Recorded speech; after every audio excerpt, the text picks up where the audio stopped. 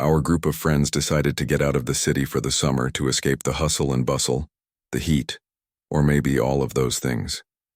2 cars, 8 people, and 6 kilograms of meat. I don't remember who came up with the idea, but I do remember telling my friend Seryoga to get into the car he was meant to be in. The whole reason for this trip was that Masha had a new classmate. I was drawn to Lana from the moment I saw her. She had bright red hair, a flawless smile, and a calm, thoughtful mind. I wanted to get to know her better. Once we got there, things went on as they always did. We laid out blankets and set up the barbecue. The guys and I went to find dry branches while the women cut vegetables. There were 4 guys, me, Seryoga, Artyom, and Dennis, and 4 girls, Lana, Masha, Irina, and another girl. I don't remember if her name was Anya or Tanya. She came with Artyom, but he was constantly with the other girl. Irina, a longtime friend of ours, was just that, a friend. So that whole day, my attention was completely on Lana. She was interesting, attractive, and probably single, and I wasn't tied down either. What a coincidence, right? Dennis turned on some music in his car. Seryoga was at the barbecue. Some people were drinking beer, others had Coke. I decided to stay sober to make a good impression on her. The redhead wasn't drinking. She was just munching on cucumbers. Masha left her alone and was always next to Seryoga. Artyom tried to talk to Lana like he usually did, but she quickly reminded him who he came with. "You're all right," she said. "That was my chance. How are you finding it here?" I asked, walking over to the log where she was sitting. "It's really nice," she replied. "I love spending time near the forest. It's like a weight is lifted off my shoulders. I'd love to spend more time in nature. To be honest, the city wears me out." "Me too," I said. Lana looked at me with interest. "Do you go hiking often?" "Yes, I love mushroom picking." I was lying, of course. In reality, I don't like wild places. The midges, mosquitoes, the trash. I hated it when my dad dragged me mushroom picking as a kid. Besides, I can't imagine spending several nights in a tent in the forest. I can't stand not being able to take a shower. My morning has to start with one. I didn't have the courage to be honest, and she just replied, "I see." I backed off and didn't press her with more questions. Then I decided to change the subject. And just like that, we had something in common. I took over for Seryoga at the grill for a short time, then went back to her. She was still sitting on the same log, looking sadly at the others. I saw Lana turn to me. The first thing that came to my mind was, "Is your hair color natural?" "I touch it up a bit," she said. "But yes, I'm a redhead." "It's beautiful," I said, smiling. "Go away." "You're making me blush." A faint blush spread across her pale cheeks. "Why so quiet?" I asked him. "Are you all right?" "It's too loud," the girl said quietly. "Relaxing with a group isn't for me. My friend just invited me. I thought we'd just sit and listen to the birds." "We could take a walk, just the 2 of us, where it's quiet if you'd like," I offered, not with much enthusiasm. Why would she want to be alone with a stranger? But she clearly agreed. "Let's just wait a bit so it's not awkward for the others," she said. "I'd love to see what's in the forest over there." It sounded like a promise. "Is it a deal?" I asked, leaving her alone so as not to seem pushy. Irina ran over to me and suggested we play frisbee. We played for a bit, then I noticed Lana wasn't there. The spot was empty. Masha was with Seryoga. Artyom was with his girlfriend. Dennis was engrossed in a phone call. The girl had disappeared. I thought she'd come back soon. But as I kept waiting, too much time passed. Then I asked my friends, "Hey guys, where's Lana?" "Wasn't she just here?" Only Artyom asked. "Masha, have you seen Lana?" I asked her friend. "Oh, maybe she went off to do something," Masha said, shrugging her shoulders as if she hadn't noticed her friend was gone. "And what do you want?" Masha asked with irritation.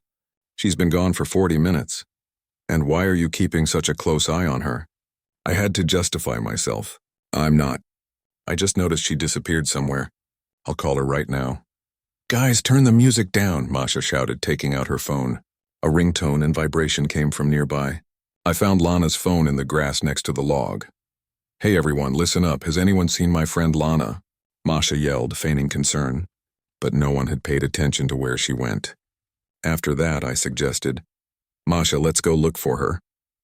"Lana's not a child," she replied with a sneer. "What's the big deal? If you want, go look." Seryoga backed her up. Only Irina offered to help. "I'll come with you," she said. We went into the forest. The others kept on having fun. I already had a bad feeling. People don't just leave without saying anything. Irina and I walked along the path. It was getting overgrown. There were thickets and fallen trees everywhere, as if no one had passed through there yet. I realized we wouldn't get very far. "This is so strange," Irina said. She left without telling anyone anything. "And she left her phone too," I added, then yelled, "Lana!" There was no answer. My friend stopped where the path ended and asked hopefully, "Maybe she's back already." It was getting close to sunset. We decided to stop searching and go back to our friends. They were still having fun. "Lana's not back?" I asked Masha. "Nope," she replied, turning to Seryoga. The sun was going down and it was getting colder.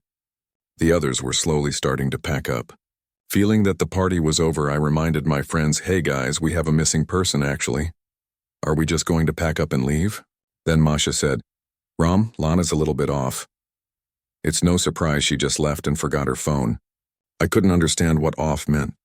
Seryoga's girlfriend gestured with her hands and said, "She's all spiritual, not of this world. She sometimes does weird things like that. Basically, she might just wander around the city in the rain, or something didn't sit right with her. She just left." "I'm sure Lana spends most of her time at home?" I wondered. What if that's not the case? Masha probably knew her friend better. But why did Lana say she didn't want to make it awkward for the guys? Was it just a polite way of refusing to take a walk with me? The next evening, Masha texted me. "Hi, how are you doing? Have you found your friend?" "Hey," I replied. "I went to her place, but she didn't answer." My fear came back. I nervously typed a message. "So something happened to her?" Masha ignored the question. It seemed my worries were getting on her nerves. A few more days passed. I went on with my life, not asking about anything. Then Masha called and started babbling. "Ram, listen up." "You were right. Lana is missing. They've already called the police and her mom keeps calling me, asking me to get her daughter back. I don't know what to do. My nerves are shot. Why are they blaming me for this? I'm not her keeper." My heart was pounding in my stomach. I knew we were in serious trouble. We were the last people to see the girl. We hadn't taken any action until we found her phone.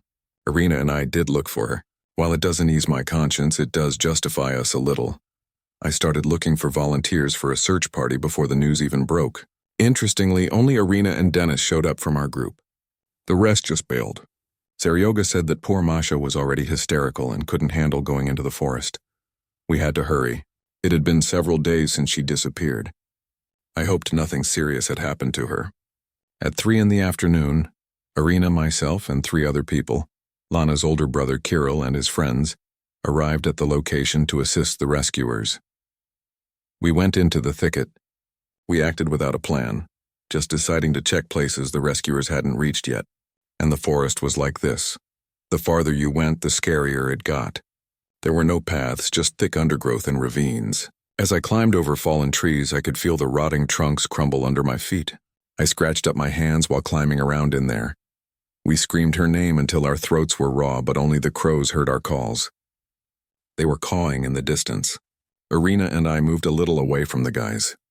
I had to help her move through the debris. I thought, oh, I hope they don't get lost in this creepy forest. Hearing this, one of the men shot back and yelled with wide eyes, "She's over there." The missing girl's brother quickly asked, "Is she alive?" The distressed guy shook his head. He was pale and trembling with horror. My last bit of hope died. I went to look while Irina stayed put. The image will stay with me forever. There was an empty clearing with dry trees. The girl lay in the fetal position in a dirty dress as if she had fallen asleep on a bed of thick moss. Fiery red hair, pale skin, and a tiny purple flower between her fingers. I don't know the name of it. Bare scratched feet, little cuts, dried mud on her hands. She had obviously fought her way through the thicket. We all froze, watching this nightmare unfold, and the crows were cawing loudly above us. It was like they were upset with our presence. What's more, that dead clearing was not far from the edge of the forest. Why couldn't she find her way out? I walked away from there in horror. I was certain someone had killed Lana, but I was wrong. The medical examiners later determined there were no signs of foul play. The girl had died of dehydration just 10 hours before she was found. So she had been in the forest for days. Now my conscience is killing me. I could have convinced my friends that she had to be out there, or I could have called the rescuers myself. That Masha was unbelievable. She dragged her to the barbecue, then abandoned her. With friends like that, who needs enemies? She even showed up at the funeral and sobbed uncontrollably. Lana's mother was screaming, "It's all because of her. How dare she show her face here?" Now she's standing there and crying. They should have cut all her hair off. "Mom, calm down," her older son said to her. "I'll tell her to leave." "Tell her to never show her face to me again," the woman added. Someone loudly told Masha to leave the funeral. Even though I was actively involved in the search, I got my share of side eyes and silent blame. I think it was deserved. This tragic story should have ended there, but it was only just beginning. After the funeral, I had a nightmare. I was alone in the yard of my house. There was nothing around, as if everyone had disappeared. And the whole scene was gray. "Hey, Roma," the redhead suddenly said. She was the only splash of color in this unreal world. I was surprised when I asked, "Lana, where have you been?" Because in the dream, I didn't remember what had happened. "Sorry, I bailed on our walk," she said with a sense of guilt. I was called and I had to leave. It was necessary. "It's okay," I replied. "How are you doing?" she asked. "Not good." "What happened?" I asked. "I'm lying in the wrong place," she whispered. Then everything came back to me. The body in the forest, the funeral, my family's tears. But it was hard for me to believe my own memories. She was right in front of me. And I asked, "Lana, wait, didn't you die?" "I'm lying in the wrong place," she screamed, her mouth wide open, looking me in the eyes. I woke up with a terrible feeling. The dead girl was still screaming. I'd always thought it was foolish to believe in prophetic dreams, but it kept happening again and again. That same day, I learned of a horrifying event. I got a call from the police station asking for an interview. It turned out that Lana's grave had been desecrated.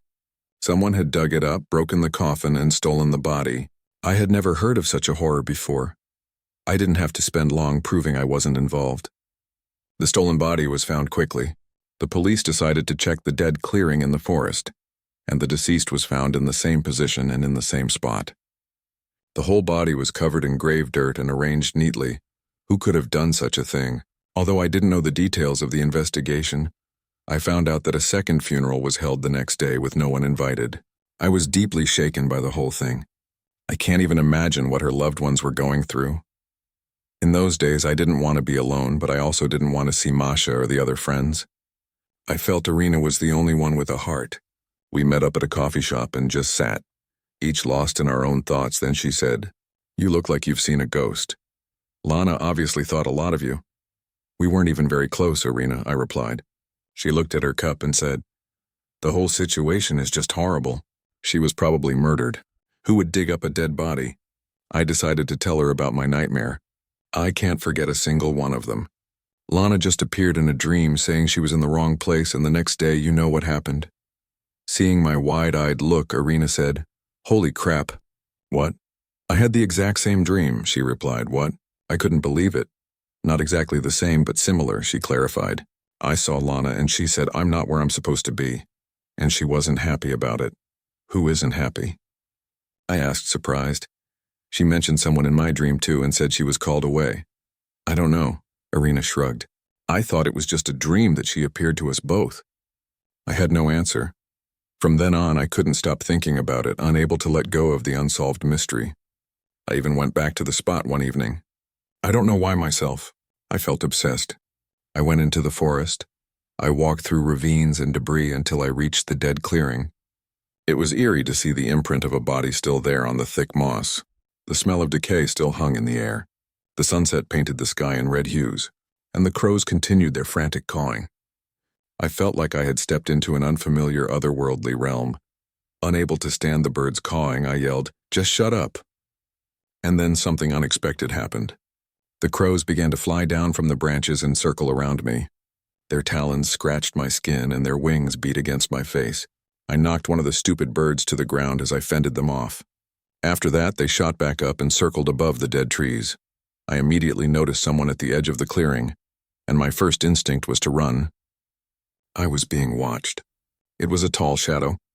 "Who are you?" I yelled. Immediately, the shadow disappeared into the dense thicket. I ran after the figure, though I don't remember what was going through my head at that moment. I yelled, "Wait!" The shadow seemed to dissolve into the forest. Someone had gotten away from me. I went back home. I tried to call the station, but couldn't bring myself to do it. I was afraid the police would be interested in what I was doing in the forest. I decided I would only answer if they asked. Another horrifying piece of news came the next morning. The body was stolen from the grave again. They didn't even dig it up completely. Pieces of the coffin were sticking out of the ground, but the body was gone. The police had also anticipated something like this. Only 2 officers were on duty at the cemetery, but they didn't see a thing. Someone walked right past them, stole the body, and disappeared. The dead girl was found in the same clearing in the forest. It was some kind of mockery of the body, which was rotting. The relatives decided to cremate Lana. They put an empty coffin in the grave and decided to watch who would show up. Lana's brother told me about it in secret. He trusted me. I asked to be there for the final farewell. I wanted to attend the ceremony to put this story behind me. They decided not to postpone it. That same evening, the body was taken to the crematorium. Only I, Kirill, and the deceased's mother were there. The woman asked an employee to see her daughter one last time. Even though I was sitting far away, I could smell the rotting body. The mother's tears streamed down her face as she asked the employee to close the door. We stayed sitting in the ceremonial hall as the coffin was wheeled away. I decided to stay until I heard that it was all over. However, an hour and a half later, a crematorium employee came to us. "She won't burn," he said. He looked as if he couldn't believe his own words. We didn't believe him either. "Explain," Lana's brother said. "Your deceased won't burn," the man repeated, running a hand through his damp hair. The coffin and clothes had burned, but the body remained, even though it was charred. "I've never seen anything like this in 20 years. It's horrifying. What are you talking about?" I yelled, losing it. The crematorium worker was completely serious. "I'm telling the truth. What about your liver?" Lana's mother asked. "My liver's fine," the frightened man replied. "Listen, I'm a superstitious man. I don't need any of this, and I don't want your money. Take the deceased." I did all I could. "This is an unholy business." Then he backed away and took the body to the ceremonial hall. Lana lay on a metal table, charred and naked. The morgue employee wouldn't talk to us anymore. He disappeared, waiting for us to leave. It was late in the evening. Me, her brother, and a woman who was in hysterics in the crematorium. "What is this?" she screamed, pulling at her hair. I can't even say goodbye to my daughter. Although he was also in shock, Kirill was thinking a little more clearly. "What do we do?" he asked. "Pour concrete over the grave." "Let's just wait," I said in response. I felt that something was about to happen. I was certain there was something supernatural going on. They wouldn't let Lana burn in fire or rot in the earth. We remained in the ceremonial hall for a long time. Kirill was frozen in silence. The mother's breathing was hoarse. She had no strength left to cry. I thought we were waiting for someone to show up. I had encountered a forest entity that wanted the girl back, but it wasn't like that at all. Around midnight, Lana suddenly rose. The corpse sat up and lowered herself to the floor. Lana's mother screamed, her voice a broken sound. I couldn't blink as I watched it. Something unimaginable was happening right before our eyes. The girl stood up and headed for the exit. She moved with a jerky motion. The sight was utterly horrifying. The moaning corpse approached the doors. Her head wobbled on her body. "Lanochka, my daughter, wait, where are you going?" Her mother jumped out of her chair and almost ran after her. "Don't touch her, let her go, let her leave," I yelled, grabbing her by the shoulder. "How can I let her go?" "That's my daughter," she cried before collapsing. Lana's brother and I watched as the deceased walked out into the street and vanished into the darkness. I was certain she was going back to the forest, to her place. She was called again. I can only offer one explanation. This girl became the chosen one of some inhabitant of the thicket, a being who will remain forever unknown. He didn't want to give her up and claimed her for himself. Lana's family and I agreed not to tell anyone about this. We decided to stop carrying her body all over the place. It seemed she wanted to stay on the dead clearing herself, on her bed of moss, surrounded by dry trees and a flock of calm crows. I hope her soul is now at peace. She stayed in the forest. It seemed she was always drawn there, far from the noisy city. In our world, we were never able to give her what she was truly looking for. The girl went to her new home,